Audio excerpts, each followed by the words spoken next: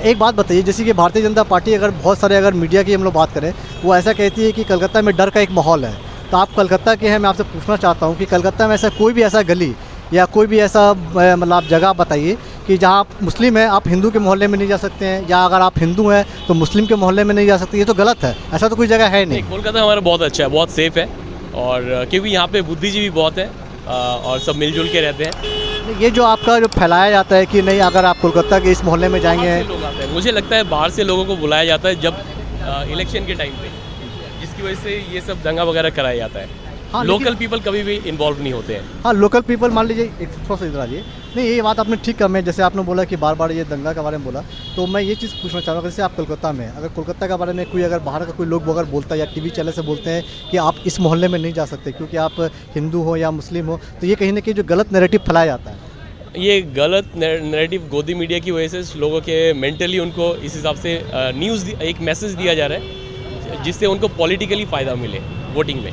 एक चीज़ divide and rule किया जाए। एक चीज़ और मैं पूछूंगा कि आप लोग मान लीजिए यहाँ पे स्प्लिट वोट देते हैं, यानी कि अभी मान लीजिए असेंबली इलेक्शन में किसी और का आपने वोट दिया, या आपने काउंसिलर के इलेक्शन में किसी और को वोट दिया, लोकसभा इलेक्शन में किसी और को वोट, आप लोग स्प्लिट वोट देते हैं या किसी हर पार्टी हर वक्त एक ही पार्टी को आप वोट देते हैं? नहीं, हर वक्त एक ही पार्टी को, लेकिन कभी कभी देखा जाता है कि उम्मीदवार कौन है, वो काम कैसे करेगा, उसके ऊपर डिपेंड होकर भी दिया जाता है। अगर मान लीजिए भारतीय जनता पार्टी अगर एक मुस्लिम कैंडिडेट को उतारती है आपके या जान पहचान में हो या कोई भी ऐसे हो, तो आप उस पार्टी को आप पार्टी देखिएगा कि पहले आप कैंडिडेट देखिएगा? अभी फिलहाल जो सिनेरियो है, तो मैं हाइपोथेटिकल क्वेश्चन पूछ रहा हूँ कि मान लीजिए आप इस एरिया से आप एक ऐसे मुस्लिम नेता को बीजेपी खड़ा कर रही है जिसको आप जानते हैं, ठीक है, तो आप क्या वोट देंगे उसको?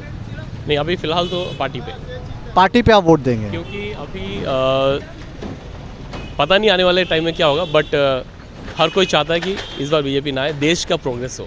और एक आखिरी सवाल, बहुत आपने टाइम, क्योंकि एक ही इंडस्ट्री में भी एक ही को बढ़ाना, बाकी इंडस्ट्री से बर्बाद करना, सब देख चुके हैं और जो अभी न्यूज़ में चल रहा है। और एक बात और मैं पूछूंगा, लास्ट सवाल आपसे, कि आपको क्या लगता है 2024 में कांग्रेस पार्टी, वो विपक्ष का जो रोल उसका था कि मतलब जिस तरीके से उन्होंने 10 साल काम किया, आप कांग्रेस पार्टी से खुश हैं कि जिस तरीके से उन्होंने काम किया? नहीं, उनको जिस हिसाब से काम करना चाहिए था उस हिसाब से वो कर नहीं पाए, उनको और ज़्यादा बहुत ज़्यादा करना चाहिए था, बट उन्होंने नहीं किया है। और ये आखिरी सवाल है जो मैं आपसे पूछूंगा कि आने वाले जो 1 साल बचा है, आपको लगता है कांग्रेस पार्टी उस तरीके से मेहनत करेगी, भारतीय जनता पार्टी की चुनौती दे पाएगी? वो अकेली नहीं कर पाएगी, बाकी पार्टियों को साथ आना पड़ेगा, तभी कुछ देश के लिए अच्छा हो सकता है। लेकिन अगर साथ अगर आना होगा तो फिर आपका नरेंद्र मोदी जी फिर वो बयान देंगे, देखो हमसे लड़ने के लिए सब पार्टी एक हो गई, तो कहीं ना कहीं वो आसान नहीं हो जाएगा बीजेपी के लिए? एकता में ही शक्ति है, जब सब एक साथ आएंगे तभी कुछ हो पाएगा। एकता में ही शक्ति है, वो तो हम सब जानते हैं।